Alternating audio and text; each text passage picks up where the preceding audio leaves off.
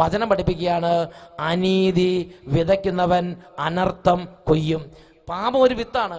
നിങ്ങൾ കൺവെൻഷന് വരുമ്പോഴും പള്ളി വരുമ്പോഴും പോകുമ്പോഴൊക്കെ വിതച്ച് പോവുക.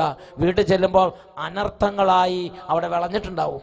നിങ്ങൾ ബിസിനസ്സിലേക്ക് ചെല്ലുമ്പോൾ, വീട്ടിലേക്ക് ചെല്ലുമ്പോൾ, ഓരോ സ്ഥലത്ത് നിങ്ങൾ ഫലം ശേഖരിക്കാൻ വേണ്ടി ചെല്ലുമ്പോൾ അതെല്ലാം നമ്മൾ മുൻകാലത്ത് ചെയ്ത പാപങ്ങളെല്ലാം അനർത്ഥങ്ങളായി വിളഞ്ഞ് അവിടെ രൂപാന്തരപ്പെട്ട് വരും. Praise the Lord. അപ്പോൾ വിശുദ്ധ ലിഖിതം പഠിപ്പിക്കുകയാണ്, ഈ അനർത്ഥങ്ങൾക്ക് നമ്മുടെ ജീവിതത്തിലുള്ള എല്ലാ സന്തോഷവും നശിപ്പിക്കാനുള്ള കഴിവുണ്ട്. വേണ്ടി വന്ന് നമ്മുടെ ജീവനെ പോലും ഈ അനർത്ഥത്തിന് നശിപ്പിക്കാൻ പറ്റും.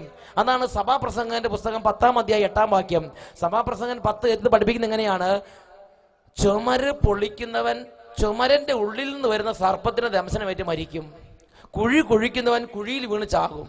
കല്ല് വെട്ടുന്നവൻ കല്ലുകൊണ്ട് മരിക്കും. വിറക് വെട്ടുന്നവൻ വിറക് കൊണ്ട് ചാവും.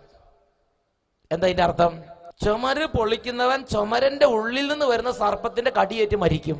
അതിന്റെ അർത്ഥം ഇങ്ങനെയാണ്, എന്താണോ ഒരു വ്യക്തി അവനവന്റെ ഉള്ളിൽ താലോലിക്കുന്ന പാപം, ആ പാപം കൊണ്ട് അയാൾ ഒടുങ്ങും, അയാൾ തീരും, തീർച്ച ധൂളിയായി പോകും.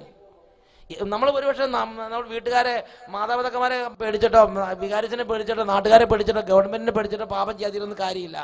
നമ്മൾ ചെയ്യാതിരുന്ന നമുക്കെന്ത് നന്മ? നാം വിവേകിയാണെങ്കിൽ മെച്ചം നമുക്ക് തന്നെ. ദൈവത്തിന്റെ വചനം പഠിപ്പിക്കുകയാണ്, നമ്മൾ ഈ അനർത്ഥം ചെയ്യുമ്പോൾ അല്ലെങ്കിൽ ഒരു പാപം ചെയ്തു കഴിയുമ്പോൾ ആ പാപം അത് ദുരന്തമായി അനർത്ഥമായി തിരിച്ച് നമ്മുടെ ജീവിതത്തിലേക്ക് വരും. അപ്പോൾ വേണ്ടി വന്ന് നമ്മുടെ ജീവനെ പോലും എടുക്കാനുള്ള അധികാരം ആ അനർത്ഥത്തിനുണ്ട്.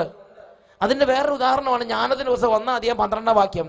ജ്ഞാനം 1:12 പഠിപ്പിക്കുകയാണ്, ജീവിതത്തിലെ തെറ്റുകൾ കൊണ്ട് നാശത്തെ ക്ഷണിച്ചു വരുത്തരുത്, സ്വന്തം പ്രവൃത്തികൾ കൊണ്ട് മരണത്തെയും. നമ്മുടെ പ്രവൃത്തികൾക്ക് നാശത്തെയും മരണത്തെയും നമ്മുടെ ജീവിതത്തിലേക്ക് വിളിച്ചുകൊണ്ട് വരാനുള്ള കഴിവുണ്ട്.